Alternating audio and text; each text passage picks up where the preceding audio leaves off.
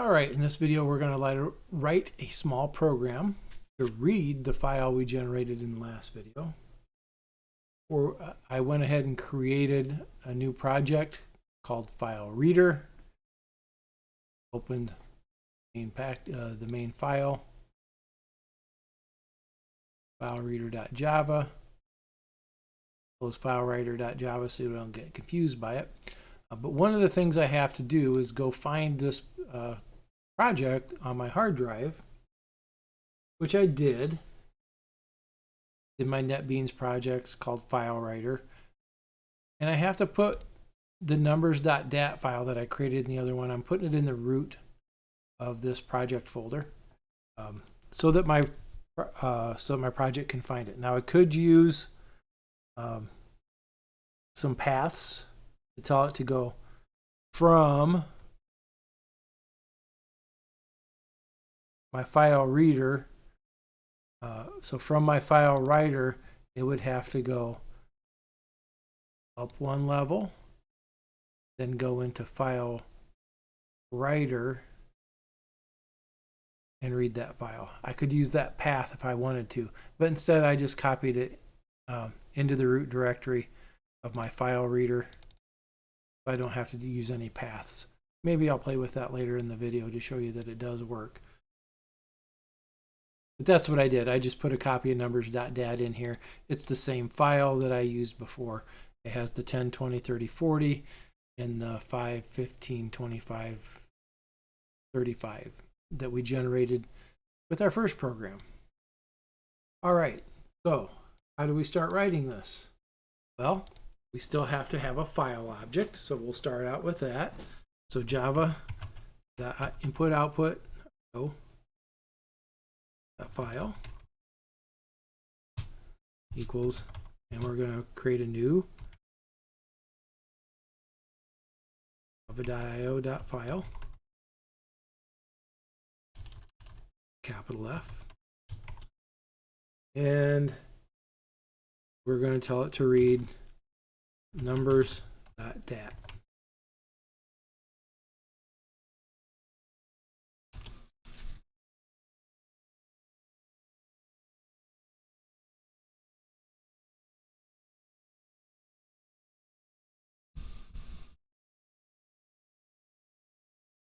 Oh, and I didn't give it the name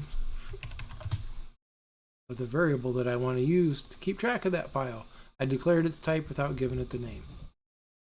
All right. The next thing I need to do is open my file with the scanner. We know from our last videos and from our discussions that try with resources is a great way to do that, so we don't have to worry about closing it later.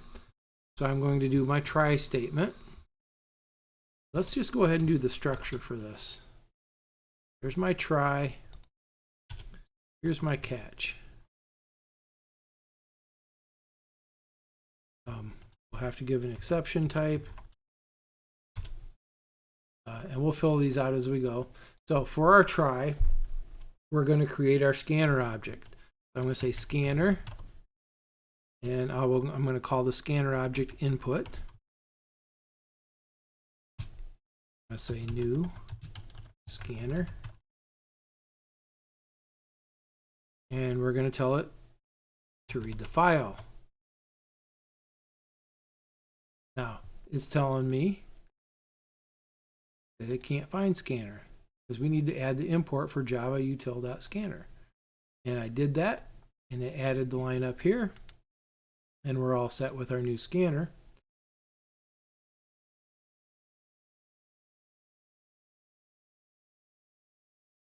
And so let's do this. Let's write a little loop to read through our file. While I'm going to check to make sure that our input, which is the scanner, and I'm going to call its hasNext method, to make sure that it has something to read. We don't want to try and read it if there's nothing there.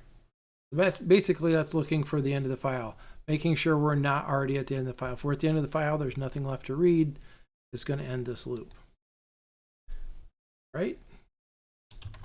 So here's the block for the while loop. Now we got a catch down here. Maybe I shouldn't have put the catch, because let me delete it once, and you'll see up here that it tells me up here when I created my scanner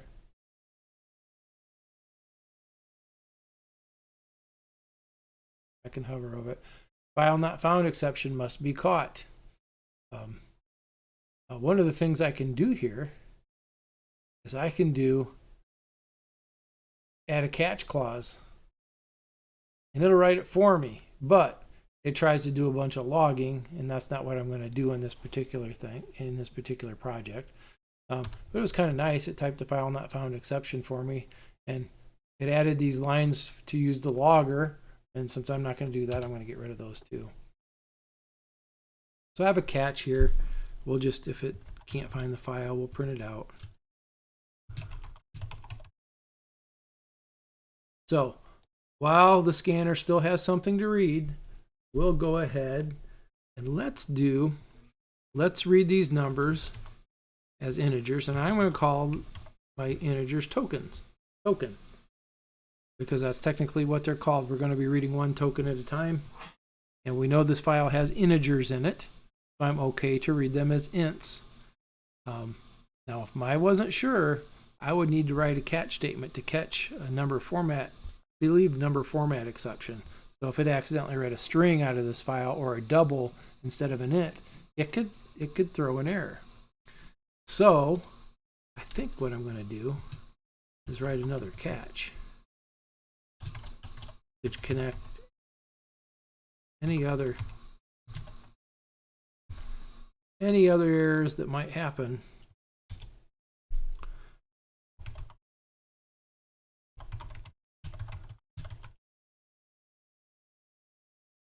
We'll get caught by that exception.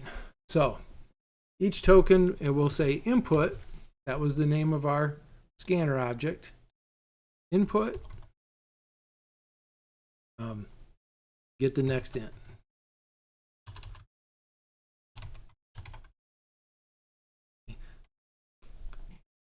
Equal sign here. So, hey, scanner, get the next int, store it in this variable called token, and we're just going to print it out. Print out each token. So this is a little loop that's going to go through, and as long as there's more inputs, it's going to read each integer as a token. Remember, next int looks for spaces or line returns in that file. And our numbers were separated by spaces when I wrote it. So I should be able to read each one of those numbers individually and then print them out in this loop. And then when it's done, the program should exit. So let's try this. 10, 20, 30, 40, 5, 15, 25, 35. So it read all the numbers individually.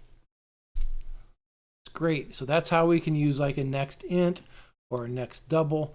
But we do need to know what's coming in order to do that and make sure that it doesn't error out.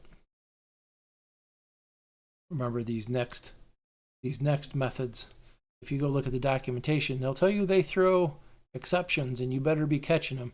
I am catching it because I'm catching a generic exception here. So sometimes you want to be a lot more specific. It helps with troubleshooting. I could have 3 or 4 or 5 catches here if I wanted to, for the different things that could happen. All right, so that's it. The file's automatically going to get closed, so we opened it. We used a little loop to read each token that was in our file individually and print it out. Let's look at another option. Instead of reading them individually, I want to show you how to read a full line at a time and divide it.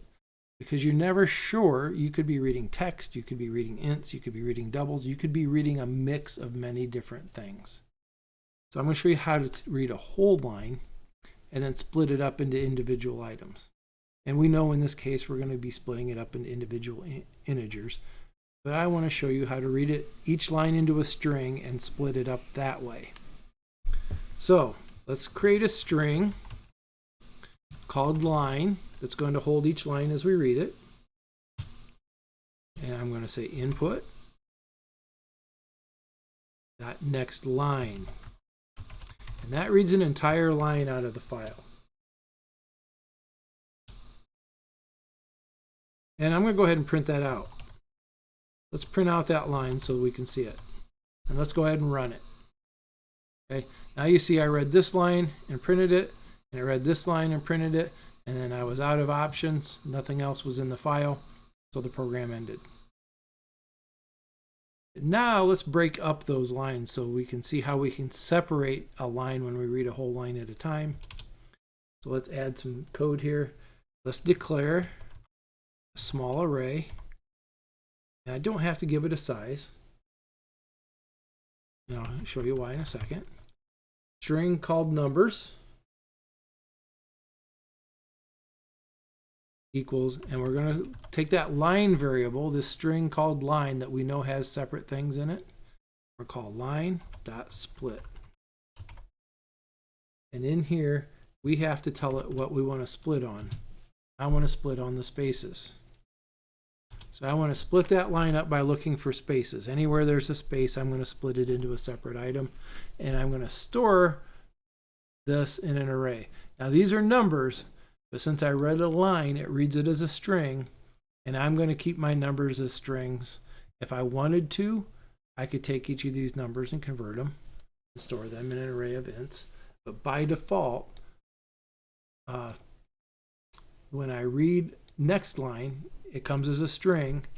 Line.split automatically makes an array of strings, and then I would have to do the conversions. But since I'm just printing them out, there's no reason to convert them. All right, and then let's write a little loop. For, I'm going to get each number as a string. So each number in numbers. Okay. Remember, this is a string that contains numbers. So for each of the individual number in numbers, I'm going to go ahead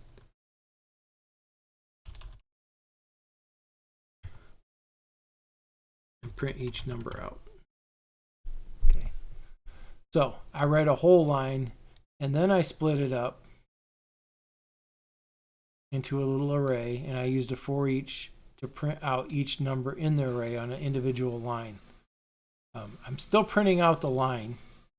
So it's going to print the line, and then it should print each individual number. And it did. So it printed the line, then it took the line and split it up, and then the for loop printed out each individual item that was in that line. And this would work whether it was words in a text file or numbers or doubles or whatever it is, because we're using strings and treating them as strings, it'll split them up. And then you can convert them if you need to. You can parse your strings as ints or doubles or whatever you need. So there's a little example of a file reader.